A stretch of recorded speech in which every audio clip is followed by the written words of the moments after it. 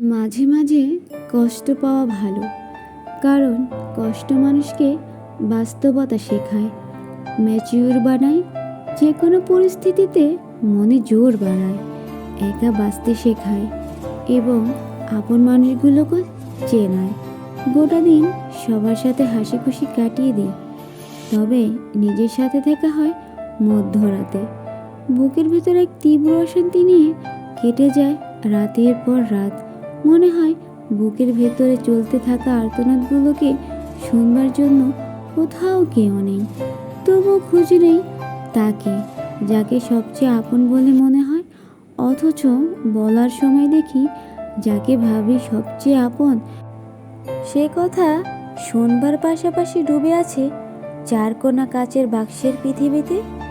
তখন মনের মধ্যে কেউ এসে বলে, কি দরকার নিজেকে প্রকাশ করার? তোমার কথা শুনবার মতো আগ্রহ আছে কার?